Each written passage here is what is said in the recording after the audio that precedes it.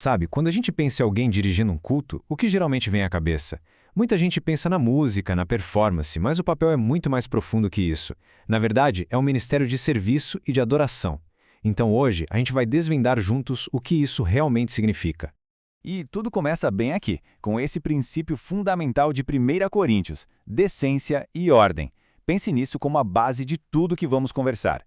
Isso já mostra pra gente que a adoração não é sobre um caos espontâneo, sabe? Pelo contrário, é um momento que deve ser preparado com cuidado, com reverência e com propósito. Então, qual é a grande ideia por trás desse papel? Não é só uma função, mas são como 3 papéis em um só. A pessoa é um adorador, um líder e também um ministro. E cada um desses aspectos é, essencial para guiar a igreja a uma adoração que seja de fato aceitável a Deus. Para a gente entender isso melhor, nosso papo vai seguir um caminho bem claro. Primeiro, vamos firmar essa base da decência e ordem. Depois, a gente vai olhar de perto cada um desses 3 papéis, o de adorador, o de líder e o de ministro. E no final, vamos fechar com algumas reflexões práticas para levar tudo isso para o nosso dia a dia. Ok, vamos começar com essa ideia de decência e ordem. O que isso quer dizer na prática, afinal? Quer dizer que o objetivo principal de quem dirige o culto não é entreter, não é ser um showman. A função de verdade é facilitar o caminho para que a congregação adore a Deus de um jeito que seja agradável a Ele. E aqui tem um ponto que é crucial, a submissão. O papel do dirigente é servir a ordem do culto que já foi planejada pela igreja. Isso significa que mudar tudo por um impulso pessoal, sabe, mesmo que seja com a melhor das intenções, isso pode acabar quebrando justamente aquela ordem e decência que a Escritura pede. E como o dirigente consegue fazer isso? Bom, é cumprindo esses 3 papéis essenciais, essas 3 identidades que a gente vai explorar agora bem a fundo. Ser um adorador, ser um líder e, por fim, ser um ministro. Vamos lá. O primeiro e, sem dúvida, o mais importante papel é o de adorador. Isso aqui é o alicerce de tudo. Antes de conseguir conduzir qualquer pessoa em adoração, a pessoa que está lá na frente precisa ser, antes de mais nada, um adorador genuíno. A liderança autêntica nasce de um coração que já vive em adoração. Esse salmo aqui é super direto, né? Ele define o pré-requisito para a gente se aproximar de Deus. Integridade, mãos limpas e um coração puro. Isso mostra pra gente que a preparação para dirigir um culto vai muito além de só ensaiar a música. É uma questão de condição espiritual mesmo. E o que significa essa preparação espiritual na prática? Olha, não é algo que acontece 5 minutos antes do culto começar. Envolve olhar para dentro, para o próprio coração, o tempo todo. Envolve ter uma conduta que honre a Deus durante a semana inteira. E um ponto muito importante, garantir que o coração esteja livre de amargura.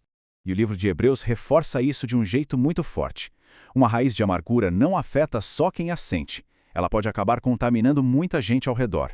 Por isso que manter relacionamentos saudáveis, buscar a paz, é algo que não se negocia na vida de quem lidera o povo de Deus. Certo. Com essa base de ser um adorador bem estabelecida, a gente chega no segundo papel, o de líder. E aqui tem uma virada de chave fundamental. Liderança no contexto do culto não é sobre se destacar, não é sobre autopromoção. É sobre servir.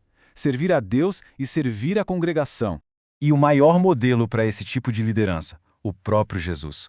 Essa passagem de Marcos resume tudo. A atitude correta é a de quem veio para servir e não para ser o centro das atenções. É simples assim. Isso cria um contraste muito claro. De um lado, a gente tem a liderança que serve, que age com humildade e que dá fluidez ao culto.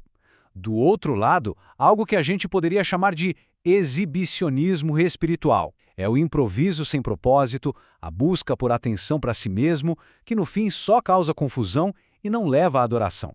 O ponto final é este. Tudo, cada palavra, cada gesto tem que ser feito em nome de Jesus e com respeito à liderança da igreja. O dirigente não age por conta própria, sabe? Ele atua como um representante, um servo que está ali para executar o que foi preparado para o bem de todo mundo. E isso nos leva direto ao terceiro papel, que é fundamental, o de ministro. Aqui o foco muda um pouco. É sobre como o dirigente serve ativamente a congregação, como ele facilita a conexão das pessoas com Deus.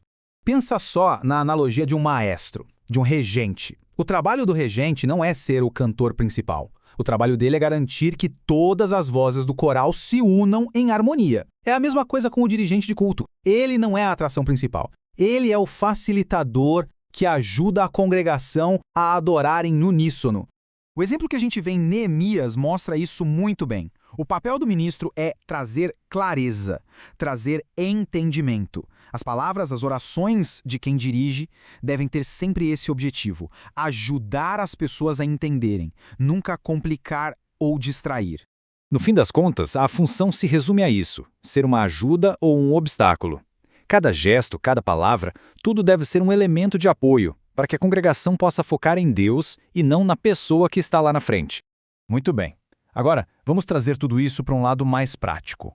Como esses princípios todos viram ações concretas e, talvez o mais importante, como eles nos levam a uma autoavaliação. Na prática, o que a gente faz e o que a gente evita? Olha só, como adorador, o ideal é orar e buscar santidade a semana toda e não confiar só na técnica. Como líder, é seguir a liturgia com humildade e não ficar mudando as coisas por gosto pessoal. E como ministro, o objetivo é explicar e facilitar a conexão com Deus, evitando falar demais ou distrair as pessoas.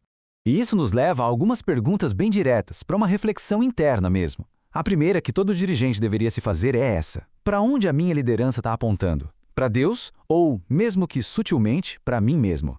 A segunda pergunta tem a ver com o impacto do que a gente fala. As minhas palavras estão construindo algo, edificando, ou elas estão só distraindo? Cada palavra tem um peso, né? E essa autoavaliação precisa ser constante.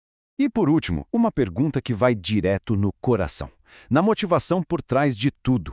Eu estou aqui para servir com humildade ou para buscar reconhecimento? E a gente termina com essa verdade fundamental. O sucesso de um dirigente de culto não se mede pela performance ou pelos aplausos. Se mede pela eficácia em conduzir as pessoas com reverência e com clareza até a presença de Deus. Essa é a verdadeira medida de um ministério de serviço.